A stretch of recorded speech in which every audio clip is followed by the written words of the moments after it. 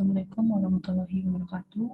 Saya Yana Novilia, NIM 19136181 dari kelas analisis wilayah Selasa 13.20 sampai 15.50 dari kelompok 4, dan kajian analisis wilayah kami mengenai daerah Kecamatan Curug, Curug Tengah, Curug Timur, dan Curug Selatan Kabupaten Rejang Lebong.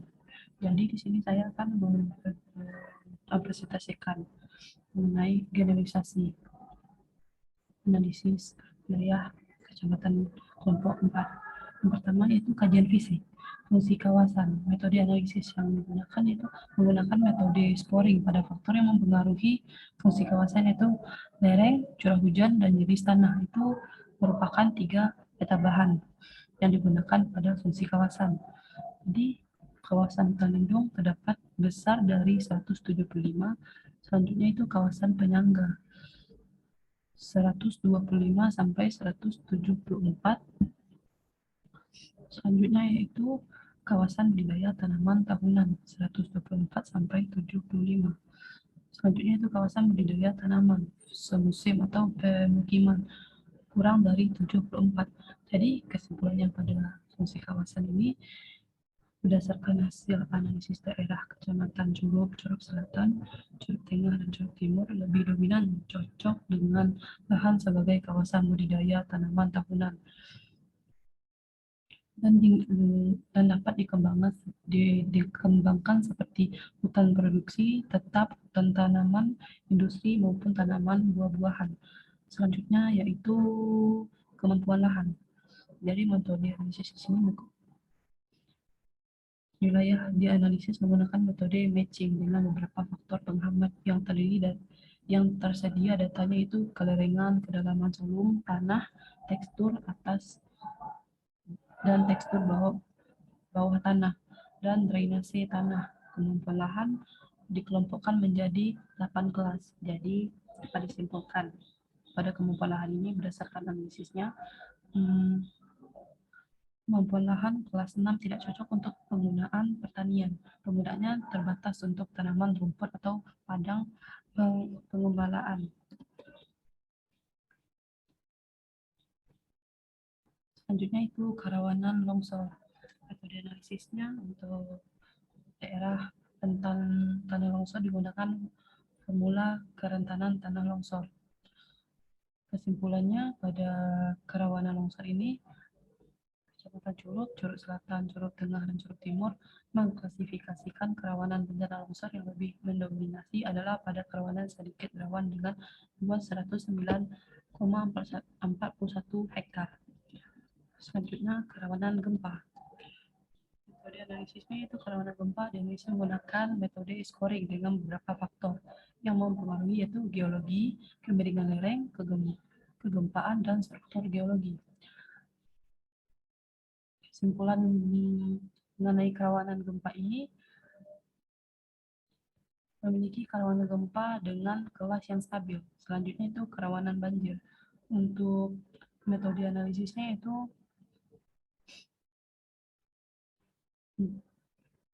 untuk mengidentifikasi daerah yang rentan banjir digunakan formula kerentanan banjir. Faktor alami penyusun formula tersebut adalah bentuk lahan, lereng, lahan kiri kanan sungai, selanjutnya itu pembendungan oleh pencadangan sungai atau air pasang. Yang selanjutnya itu meandering sinusitas. Dan yang kelima, bersarang dengan kategori nilai skor tertentu. Jadi kesimpulan kerawanan banjir daerah Curug, Curug Selatan, Curug Tengah, dan Curug Timur ini memiliki tingkat rawan banjir yang tidak rawan. Selanjutnya yaitu analisis das. Dapat kita lihat di sini metodenya daerah aliran sungai. IPL-nya, ini rumusnya luas vegetasi permanen per luas das kali 100%. IPL-nya besar dari 75% itu baik, IPL-nya 30-75% sedang, IPL kurang dari 30% itu buruk. Selanjutnya itu kajian sosial, kependudukan, sek rasio. Sek rasio perbandingan jumlah penduduk laki-laki dengan jumlah penduduk perempuan per tahun. per 100 penduduk perempuan atau dapat dirumuskan sebagai berikut. Jadi, kesimpulan pada kasus ini, Kecamatan Curug pada tahun 2017 laki-laki jauh lebih sedikit daripada perempuan. Pada tahun 2017 perempuan dua kali lebih banyak daripada laki-laki. Selanjutnya yaitu angka ketergantungan. Angka ketergantungan pada kawasan Kecamatan Curug tergolong tinggi. Selanjutnya itu umur median. Kesimpulannya itu umur median Kabupaten Rejang Lebong berada pada usia produktif. Dan selanjutnya piramida penduduk. Piram, piram, piramida penduduk muda, penduduk muda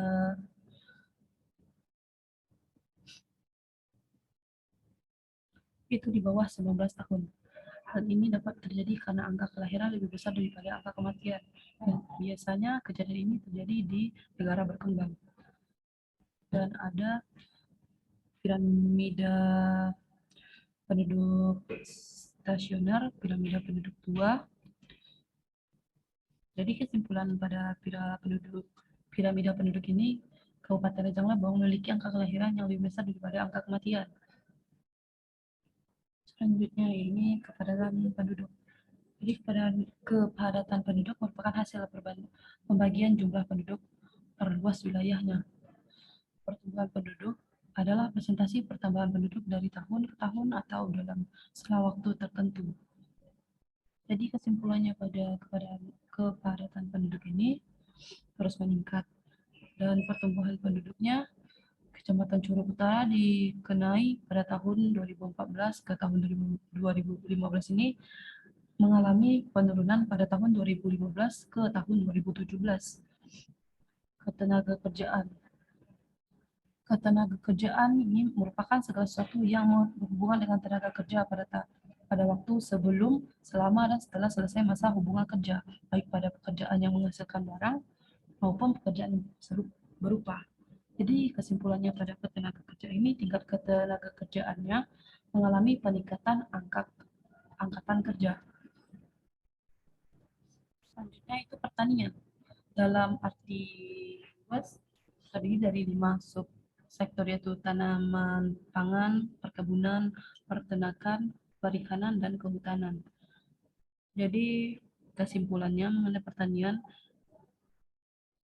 komoditas unggul dari Kecamatan Curug adalah kopi pada tahun 2016 dan akhir tahun 2020 adalah tanaman aren. Dalam produksi maih mengalami ketidakstabilan. Selanjutnya itu rasio murid. Perbandingan jumlah murid dan guru. Terjadi kenaikan yang layanan pendidikan Kecamatan Curug. Jadi selanjutnya itu fasilitas dan tenaga kesehatan. Tenaga kesehatan meliputi dokter, perawat, bidan, gizi buruk, tenaga medis, farmasi, dan lainnya. Fasilitas kesehatan meliputi puskesmas dan rumah sakit. Jadi kesimpulannya pada fasilitas tenaga kesehatan ini terjadi penurunan layanan kesehatan di Kecamatan Curug. Selanjutnya itu ekonomi. Laju pertumbuhan PDRB. Untuk menghitung pertumbuhan ekonomi dapat dihitung dengan memakai rumus laju pertumbuhan penduduk domestik regional bruto. Jadi kesimpulan pada laju pertumbuhan PDRB ini menurun sepanjang tahun. Selanjutnya itu PDRB per kapita. Kesimpulannya itu PDRB per kapita di Kabupaten Rejang Lebong lebih sering mengalami kenaikan. Hal ini menandakan wilayah tersebut semakin makmur. Yang bagian C-nya struktur perekonomian regional. Misalnya dalam wilayah provinsi A dilakukan analisis tentang peran masing-masing kabupaten atau kota, baik secara keseluruhan maupun sektoral. Distribusi peran ekonomi sub-wilayah kabupaten juga merupakan konsentrasi dan pemerataan ekonomi wilayah.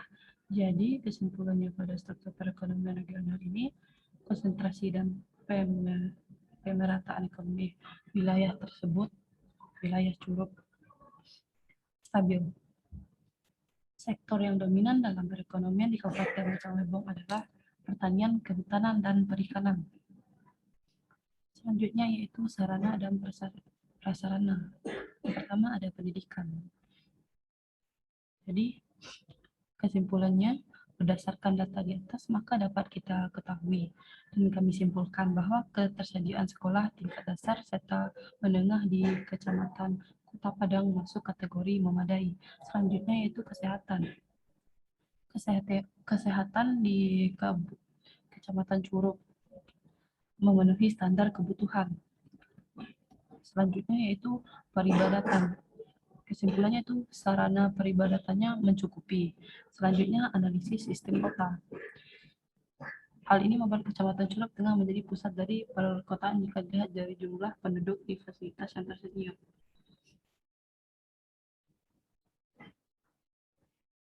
Selanjutnya analisis tetangga terdekat, metode NNA.